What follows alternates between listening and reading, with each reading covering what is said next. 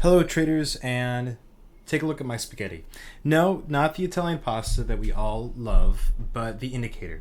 So the indicator spaghetti shows a bunch of different altcoin rates and it indexes them every single day. What that means and what that gives us is every single day at 19 o'clock UTC, as you can see not too long ago. And it does this, actually this one's indexing it every hour. They all index at different points. But what it does is it creates a baseline for all these different cryptocurrency rates, and then it tells you the percent that each of these has gained or lost in the past from this baseline. You can change that baseline right here to be whatever you want it to be, but this is the way that it works. Now, why I'm showing this is there is a lot of alpha in something called pairs trading. Pairs trading, for those who don't know, is typically a form of mean reversion trading where you buy a worse performing altcoin and you short a high performing altcoin. And if they both have positive correlation to the overall crypto market or to Bitcoin, typically they will mean revert, meaning just trade back into each other. Let's go over some examples here. So if we look at a bunch of different rates here, as you can see, XRP really did take off, did a lot of crazy things. I think that happened. Yeah, so right here it looks like it went down quite a bit, right down. This coin, OP, went down quite a bit at this time.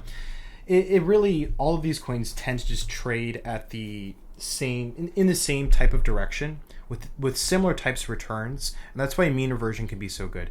So an example, what we would do here is something like potentially buy OP or buy XRP. You can see that they fell a lot during here, then short another coin. Now you might say, well, why would I do that? Why not just buy this coin or just short this coin? The reason that pairs trading needs one long, one short is to hedge out market direction. What I mean by that is, let's say you just longed this coin and you didn't short anything here. If the overall crypto market continues to fall, then you're just going to lose money on your long. But if you short something and long something else, all you need when the crypto market is falling is for the coin you shorted to fall more than the coin that you longed.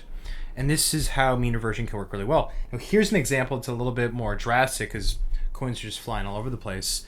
But this is something you can make a lot of money on.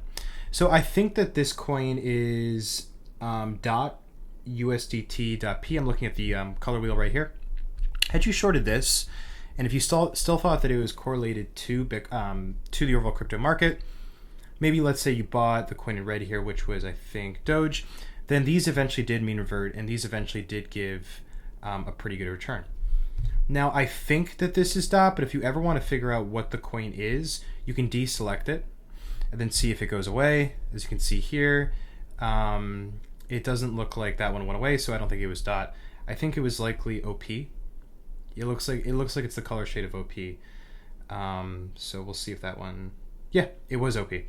So the coin that went up a lot was OP, and the coin that went down a fair amount was Doge. So what can we do with this information? Well, what I can do is create a pair by doing this. So if you divide two rates by each other, you're basically creating a pair, a synthetic pair. So if we look at this is the rate of OP against XRP. This one isn't always mean reverting, meaning it's not really trading in a consolidation phase. But what's happening here is OP has improved against XRP. That's why this rate is going up. So if you had seen, let's say, this chart right here, and you looked at OP, which was down, where's OP? Was down here, and you said, I think I probably want to buy OP and short XRP as a pairs trade. You could have done that right here, and the return would have been pretty good. So what this is doing, again, is you don't care if the overall crypto market falls or rises. That's actually not what you're trading. You're trading one coin against another. And the way that you find these coins is ones that deviate from the mean, as you can see right here.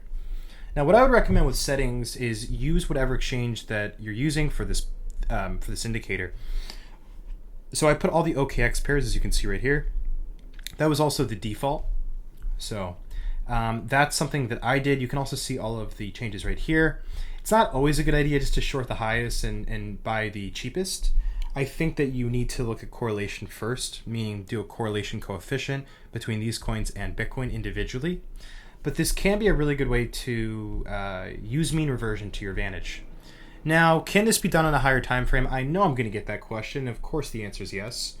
you can do this on a higher time frame. Looks like the hour is just too much information, so I think the 5 minutes is probably the highest it will go. Yep, perfect. So here it is. So you can do this on a higher time frame, but if you change it to a higher time frame, you might want to change this time frame to like the daily, meaning that the index resets every day. Now this one looks a lot better and makes a lot more sense, and you can really see daily deviations and how you can take advantage. Like this guy, you just short that, you buy this at the same time, and it looks like they did mean revert a little bit.